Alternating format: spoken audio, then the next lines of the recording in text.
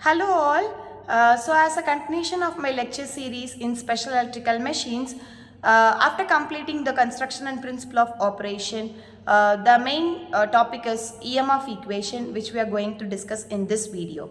So in this video, we are going to talk about two contents. One is about EMF equation and another one is about torque speed characteristics. So coming to EMF equation, we talk about there is a magnetic field, there is an electromagnetic field is produced so that motor starts to run. So how to calculate that electromagnetic field? So let us consider a brushless permanent magnet square wave DC motor. So here I'm going to tell about a classification of PMBLDC. So we have two types, either it may be a sine wave or a square wave. So here we are going to take a square wave DC motor. So in square wave, again it is of two types, either it may be an 180 degree pole arc or it may be a 120 degree pole arc. So here we are going to consider 180 degree pole arc, and before we are going into the EMF equation, let us see some notations that we are going to use. First let us consider P to be the number of poles and B suffix G be the flux density, and its unit is Weber per meter square.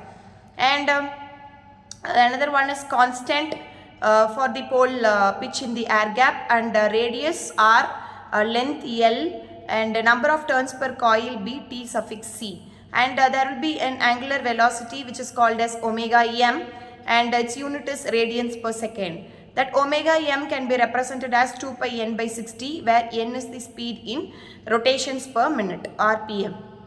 So these are all the basic parameters that we are going to use in determining the EMF equation. So first we have two conditions. So first let us consider a square wave so that the flux is at maximum position. So let us consider that flux phi is equal to phi max at time t is equal to 0. Okay, so that final derivation that we are going to derive is for EMF. So according to electromagnetic induction law, we can write EMF E is equal to minus change in flux linkage by change in time, ratio of change in flux linkage by change in time. So ratio of change in flux linkage can be found out with the help of flux and number of turns. So for that we need flux value. So flux value is Bg, that is flux density into area. So area is 2 pi RL by P. The unit of it is flux per pole because of flux density and number of poles. And if we consider that the angle changes from 0 to pi and the flux changes with respect to angle theta, then Bg can be written as phi max can be written as Bg RL theta, where angle varies from 0 to pi. With that upper limit minus lower limit if we do, then it can be Bg RL pi. So this is at omega M, this is at the first condition, phi is equal to phi max. At that next condition is when we go to the initial condition. So initial condition is when flux is equal to 0, then default lambda will be equal to 0. So in order to find out lambda, lambda is equal to phi into number of turns. So if phi is 0, then lambda will also be equal to 0. So we have two values now. One is maximum value and another one is 0 value. So the del lambda by del t can be written as final flux linkage minus initial flux linkage, whereas initial flux linkage is the maximum one and final flux linkage is 0. So initial flux linkage, maximum flux linkage for the particular time period dt. So the final equation will be 2 Bg RL Tc omega M. So this is for one coil. So if we go for two coils, so EC1 and EC2, then EC1 can be written as 2 Bg RL Tc omega M and EC2 can be written as 2 Bg RL Tc omega M.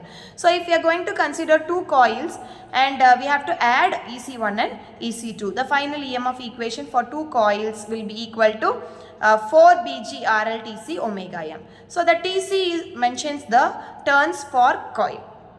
Okay, so if I am going to write the EMF equation for phase, then I have to consider number of coils. So number of coils into number of turns will give you T phase. So the E phase value can be written as 2 Bg RL T phase and omega m. So 2BGRL T phase omega m. So this will be the final phase voltage of the EMF equation.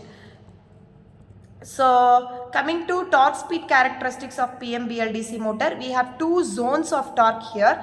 One is continuous torque, another one is intermittent torque. So this graph is drawn between the speed and the torque value. So in torque we have peak torque and rated torque. So the rated torque is constant, and if it reaches the peak torque for a rated speed, so this is the graph, and here there are two parameters, peak torque and rated torque. So during continuous operation, the motor can be loaded up to the rated torque. The torque remains constant for a speed range for the rated speed. So applications that have frequent starts and stops will make the demand more torque than the rated torque. So based on the application, the torque developed will be different. Then this requirement comes especially when the motor starts from the standstill and during acceleration only until it reaches the rated speed. During this period, extra torque is required to overcome the inertia of load and the rotor itself. Then at this condition, motor delivers a higher torque up to the peak torque. So this is the torque speed characteristics. So in this video we have discussed about the EMF equation and the parameters that we have used, and also with the torque speed characteristics. Thank you.